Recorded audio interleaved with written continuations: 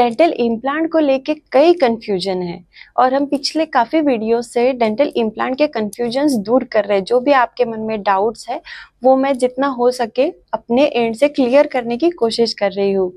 तो ऐसे ही एक और डाउट आता है कि कन्वेंशनल इम्प्लांट और बेसल इम्प्लांट, ये दोनों में से कौन सा इम्प्लांट किया जाए।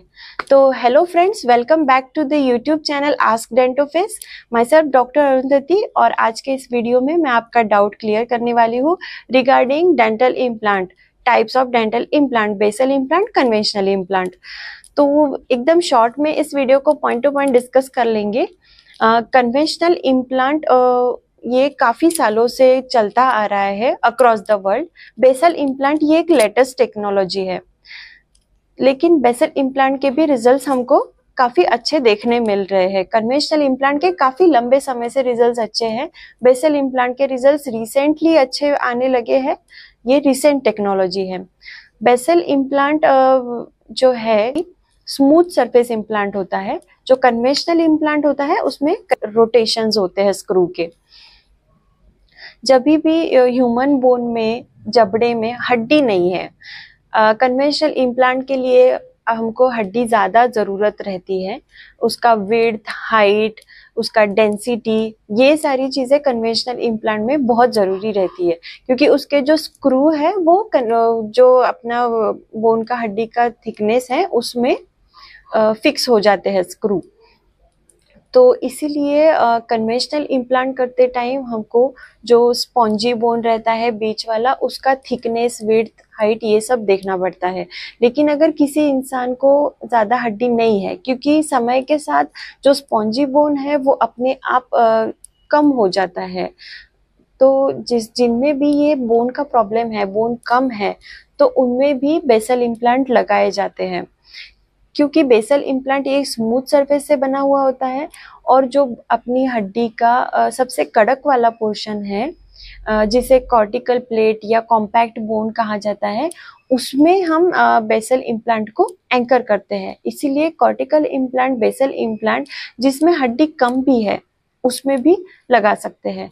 तो दूसरा डिफरेंस ये है कि बेसल इम्प्लांट सिंगल पार्ट में आता है, मतलब एक ही स्क्रू अंदर जाता है, उसमें और बीच में कोई दूसरा स्क्रू लगता नहीं है। कन्वेंशनल इम्प्लांट में जबकि 3 पार्ट्स रहते हैं, एक अंदर स्क्रू जाता है, फिर बीच में एक छोटा स्क्रू जाता है, और उसके ऊपर फिर कैप आती है। बेसल इम्प्लांट में सिर्फ एक स्क्रू अंदर जाएगा और उसके ऊपर डायरेक्टली कैप आएगी। तीसरा डिफरेंस ये है कि बेसल इम्प्लांट को हम इमीडिएट लोडिंग दे सकते हैं। मतलब वो जो है बेसल इम्प्लांट है वो आपके बोन के एकदम हार्डेस्ट पार्ट में अटक रहा है, वहां से हम सपोर्ट ले रहे हैं, तो उसके ऊपर हम इमीडिएटली प्रेशर डाल सकते हैं। ऑसियो इंटीग्रेशन ये प्रोसेस में भी होता है, मतलब इम्प्लांट के आजू बाजू की जो हड्डी है वो फिर से पकड़ लेती है, लेकिन जबकि हम इस बोन के लिए एकदम हार्ड पार्ट में से सपोर्ट ले रहे हैं, इसलिए हम इस पे तुरंत प्रेशर डाल सकते हैं कैप का। लेकिन कन्वेंशनल इम्प्लांट में स्पॉन्जी बोन में इम्प्लांट फंसा हुआ रहता है, और उसके आजू बाजू में हड्डी को, इम्प्लांट को जकड़ने के लिए समय लगता है। मतलब ऑसियो इंटीग्रेशन होने के लिए 3-6 महीना लगता है, इसलिए कन्वेंशनल इम्प्लांट में कैप हम इमीडिएटली नहीं दे सकते हैं, 3-4 महीना रुक के देना पड़ता है।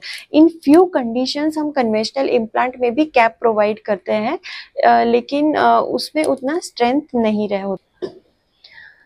तो ये डिफरेंस को देख के अभी हमको ये कंफ्यूजन हो जाएगा कि करना कौन सा चाहिए, डेंटल इम्प्लांट में बेसल इम्प्लांट सही है या फिर कन्वेंशनल इम्प्लांट सही है।